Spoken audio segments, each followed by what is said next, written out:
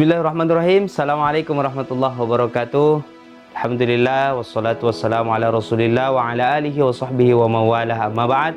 Broco dan broci, ketemu lagi bersama saya Muhammad Irsyad Abdullah di channel Muhammad Irsyad Abdullah Channel di konten Tanya Ustadz.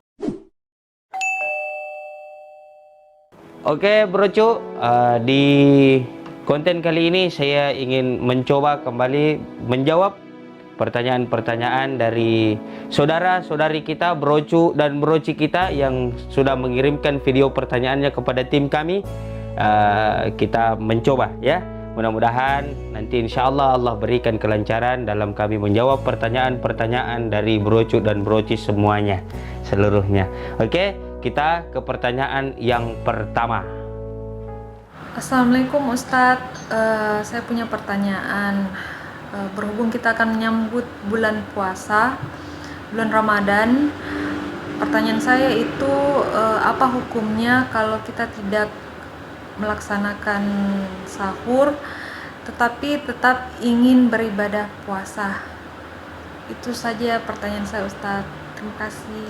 Oke brocu, itu tadi pertanyaan yang pertama dari broci ini, tepatnya ini dari broci Rizka.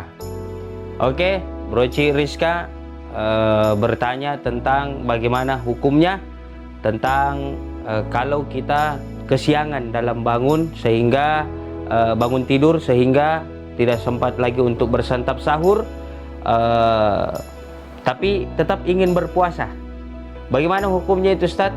Nah, yang pertama saya ingin luruskan dulu, saya ingin jelaskan dulu bahwa seluruh ibadah, bentuk amaliyah ibadah yang ingin kita lakukan, yang menjadi dasar, menjadi hal terpenting adalah niatnya. Maka innamal a'malu binniyat, lagi-lagi saya harus tegaskan bahwa kita niat. Nah, kadang-kadang ini juga menjadi persoalan bagi kita brocu, bahwa kapan sih niat ini bagusnya dibaca?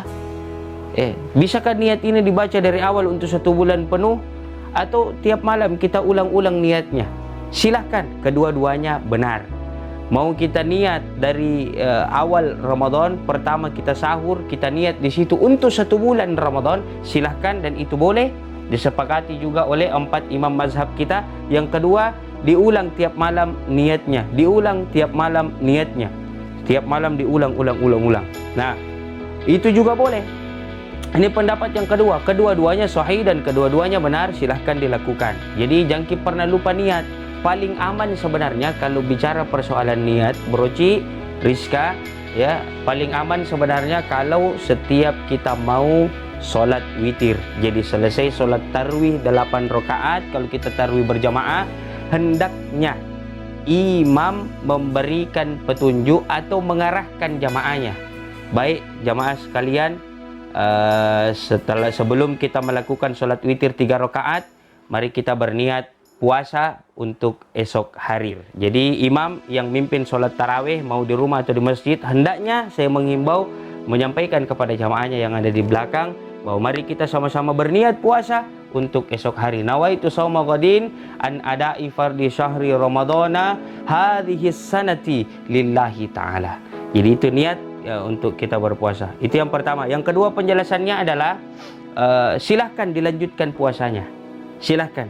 Karena walaupun kita tidak melaksanakan santap sahur, kita tidak makan sahur, kalau kita sudah berniat malam harinya untuk berpuasa, maka silahkan lanjutkan. Dan ini mendapatkan pahala yang luar biasa juga besarnya dari Allah Subhanahu wa Ta'ala. Kenapa kita ekstra berjuang, tidak makan sahur, kemudian kita lanjut terus berpuasa? Kan tadi malamnya ini sudah niat sebelum sholat witir, maka pulang selesai sholat witir kita tidur, mungkin saja Allah membiarkan kita dalam tidur yang nyenyak, akhirnya kesiangan bangun tiba-tiba bangun terburu-buru, tidak bisa sempat lagi makan sahur, memang sudah imsak dan mungkin sudah azan subuh di masjid. Maka sebaiknya kita langsung sholat subuh dan teruskan puasa seperti biasanya, dan kita akan mendapatkan pahala yang double dari Allah Subhanahu wa Ta'ala. Sekira ini penjelasan saya terakhir, tapi sahur ini memang dianjurkan oleh Nabi Shallallahu Alaihi Wasallam. Tasahharu fa inna fis sahuri barakah. Sahurlah kalian karena di dalam sahur itu terdapat banyak keberkahan. Jadi kalau bisa ya pasang ke alarm tak supaya tidak kesiangan ki bangun untuk makan sahur. Sekira ini yang dapat saya jawab. Mudah-mudahan kita bisa menerima jawaban saya ini. Kita lanjut ke pertanyaan yang kedua. Squeakkan videonya. Assalamualaikum Ustadz, saya mau bertanya bagaimana hukum menggunakan pasta gigi saat berpuasa? Oke Brocu, itu video dari pertanyaan yang kedua dari Broci Dewi. Iya, cewek semua ini yang bertanya ini. Nggak tahu, saya juga heran ini kenapa bisa cewek semua yang bertanya. Mana Brocu ini, mana ya laki-laki ini? Ayo bertanya ke apa masalah tak? Bukan masalah sih sebenarnya, karena bukan tuh masih pegadaian ini ya. Apa yang menjadi pertanyaan itu silakan tanyakan kepada kami. Insya Allah kalau kami bisa, kami akan jawab pertanyaan tak. Jadi pertanyaannya, bagaimana hukumnya menggunakan pasta gigi dalam keadaan kita berpuasa? Dua pendapat. Ada yang pertama, pendapat ulama kita, sebahagian ulama kita berpendapat bahwa boleh-boleh saja, yang penting kita bisa menjamin tidak ada yang turun di tenggorokan tak, di kerongkongan tak. Ya, ini pendapat yang pertama. Pendapat yang kedua, menurut ulama-ulama kita bahwa kalau tengah hari, ba'da duhur jam 1, jam 2, jam 3 sampai ba'da asar jam 4, jam 5 itu masih makruh hukumnya. Itu masih makruh hukumnya. Kenapa? Kenapa ulama kita berfatwa memberikan hukum di situ makruh? Karena jam-jam yang sakral ini menurutku iya Brocu. Kenapa? Karena siang ini panas ya. Di sini ya puncak-puncaknya godaan kita dalam berpuasa, haus, mi lapar, mi pokoknya bercampur aduk mi perasaan di situ deh. Ada mi lagi yang galau, ada mi pokoknya macam-macam mi di situ. Jadi dua pendapat ya. Kalau Ustadz anjurkan saya yang mana? Kalau saya anjurkan yang pertama sebenarnya. Yang penting kita bisa menjamin bahwa pasta gigi itu ketika kita menggosok gigi tidak ada yang turun. Dan tentu kita ambil kesempatan nih jam 2 dudun-dudun tak sudah sikat gigi dikeluar dari kamar kecil, kamar toiletnya, kamar mandinya langsung segar. Wah, ini entar liwat-liwat. Apalagi kalau wudhu dijadikan lagi saran untuk bucok. La ilaha illallah. Ini yang bahaya juga. 3 kali kumur-kumur, 2 kali jina buang. Mana satu kali nak? Satu kali ini sudah telan. Ini yang bahaya. Jadi dua pendapat saya berikan jawabannya kepada saudari Broci Dewi. Silahkan, tapi kalau saya anjurkan Ki pilih pendapat yang pertama. Kenapa? Karena kita yang jamin. Kita sendiri yang jamin, karena kita yang bisa rasa itu pasta gigi tak tidak adakah yang turun di tenggorokan tak atau tidak. Jadi silakan pakai pasta gigi di dalam bulan suci Ramadan ya. Ustadz, sekira bau mulutnya orang yang berpuasa itu bau surga, ya cocok. Tapi kalau tidak pernah tahu sikat gigi, rasa naga tongi. Wah, rasa naga tongi ini yang bahaya juga ya. Jadi silakan pakai pasta gigi, boleh-boleh saja. Sekira ini jawaban saya Broci Dewi. Mudah-mudahan kita puas dengan jawabannya.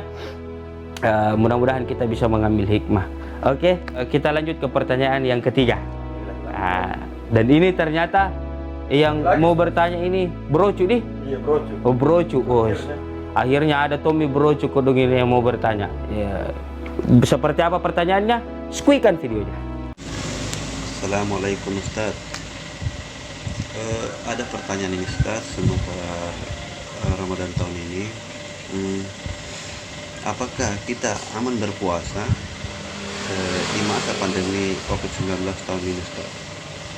Karena demi menjaga kesehatan agar tidak mudah tertular, kita kan diharuskan banyak minum air gitu Ustaz. Terima kasih, mohon penjelasannya. Assalamualaikum warahmatullahi wabarakatuh. Itu tadi pertanyaan dari Brocu Andi Nurdin. Ya, itu kalau itu ndak usah produserku tanya siapa namanya, karena ku kenal dia juga.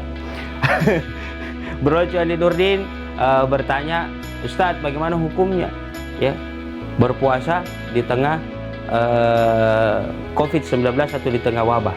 Ingat, lagi-lagi saya sampaikan Ki, Hukum berpuasa wajib, tidak boleh diganggu gugat. Kenapa? Karena ini masuk dalam rukun Islam. Diragukan keislaman tak kalau tidak berpuasa di bulan suci Ramadan. Jadi mau ada wabah, mau ada bencana alam, mau ada musibah apapun itu, kalau turun perintah puasa di bulan Ramadan maka wajib kita lakukan.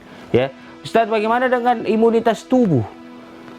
Katanya tidak usah, bahkan beberapa waktu yang lalu Bro Cu, saya dapat berita online ya, ada pejabat kita yang mengusulkan bahwa puasa kalau bisa jangan dulu puasa. Kenapa? Karena puasa itu dapat menurunkan imunitas tubuh. Tidak.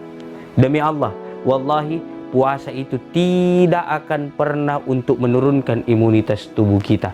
Bahkan beberapa dokter yang sudah meneliti hal ini, mereka menganjurkan untuk tetap kita berpuasa, dan ternyata puasa itu dapat mengganti aura-aura ya yang negatif itu keluar, sehingga ketika aura yang negatif itu keluar maka imunitas tubuh kita juga akan meningkat. Ingat Ki, kun fayakun. Seluruhnya kita hidup di dunia Allah yang mengatur, termasuk puasa ini perintahnya Allah. Jadi tidak ada namanya, tidak ada istilahnya seluruh perintah Allah dikacaukan oleh satu wabah yang kecil. Tidak ada. Jadi puasa bukan menurunkan imunitas tubuh, tapi puasa malah meningkatkan imunitas tubuh kita. Maka lanjutkan saja puasa tak, niat lillahi ta'ala, maka insya Allah imunitas tubuh kita akan terjaga, dan yang jaga imunitas tubuh kita adalah Allah. Terakhir saya pesankan kepada Andi Nurdin bahwa ada salah satu dokter, saya lupa namanya siapa itu dokter, namanya itu dokter, tapi dokter ini sangat bagus pemahamannya. Beliau menuliskan artikel di internet bahwa silahkan puasa pada saat COVID-19, pada saat ada wabah, tapi makan harus teratur, minum harus teratur, tidur harus teratur, dan konsumsi vitamin-vitamin yang bisa menjaga daya tahan tubuh tak. Jadi cukup ini saja yang kita ini. Lagian kalau puasa orang semua teratur, saya rasa deh. Makan tak juga teratur ya, minum tak juga teratur ya. Makanya inilah hal-hal yang dapat menjaga imunitas tubuh kita. Saya kira ini jawabannya. Mudah-mudahan puas Jeki Bro Cu Andi Nurdin, dan mudah-mudahan bermanfaat untuk kita seluruhnya. Oke Bro Cu, di pertanyaan kita masuk ke pertanyaan terakhir di konten ini. Ini ada orang yang komen di Facebook, bertanya lewat komentar di Facebook dengan nama akun Eva J Lawalata.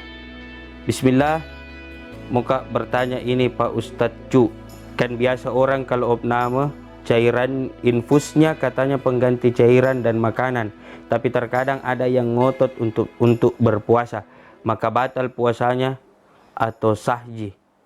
Maka batal puasanya atau sahji? Maridan au ala safar. Jadi Allah tekankan di dalam Al-Quran, mereka orang-orang yang sakit maka gugur kewajibannya untuk berpuasa.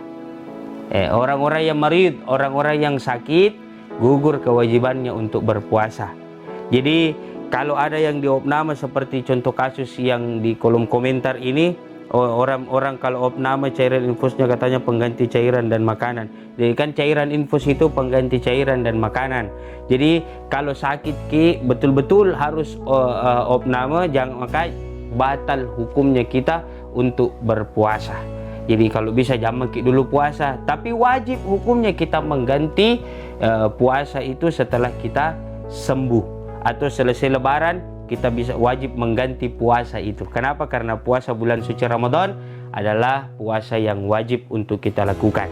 Nah, makanya kepada saudara-saudaraku, brocu-broci dimanapun kita seluruhnya berada yang lagi dalam perawatan di dalam rumah sakit, saya doakan ke semua mudah-mudahan cepat sembuh, diangkat penyakitnya oleh Allah Subhanahu wa taala, dan kalau bisa jangan mengikut dulu puasa. Karena Allah memberikan kita sakit, Allah memberikan kita ujian, Allah memberikan kita musibah, ada hikmah di balik itu tentunya. Maka kalau bisa jangan mengikut dulu puasa, jangan mengikut dulu ngotot mau puasa. Memang iya Ustadz, kewajiban ini iman, ini takwa, cocok nih. Tapi kan kondisi tak yang tidak memungkinkan. Allah Maha tahu, Allah Maha mengetahui apa-apa yang kita tidak ketahui selaku manusia biasa. Jadi jangan ada yang ngotot untuk berpuasa, batalkan saja puasa kalau diopname di rumah sakit. Sekira ini jawaban saya. Mudah-mudahan saudari Broci Eva J. Lawalata bisa merespon pertanyaan ini, bisa mengambil hikmah dari jawaban saya ini, bisa mengambil pelajaran dari jawaban saya ini. Maka ini yang saya sampaikan pada konten kali ini, pada video kali ini Brocu. 4 pertanyaan telah kita selesai menjawab seluruhnya. Mudah-mudahan bermanfaat, mudah-mudahan kita bisa mengambil pelajaran di dalamnya, dan mudah-mudahan ini bisa menjadi ladang amal, ladang pahala untuk kita seluruhnya. Jangan lupa Brocu, saya tidak akan pernah berhenti untuk mengingatkan kepada kita seluruhnya bahwa jangan pernah lupa subscribe, nyalakan loncengnya, like and share sebanyak-banyaknya. Share kepada datota, tetata, opata, bapata, mamata, sepuputa, temanta, semuanya Brocu, supaya tambah semangat lagi bikin kontennya. Oke? Saya Muhammad Irsyad Abdullah, wallahul muwaffiq ila aqwamit thariq, wabillahi taufiq wal islah. Assalamualaikum warahmatullahi wabarakatuh.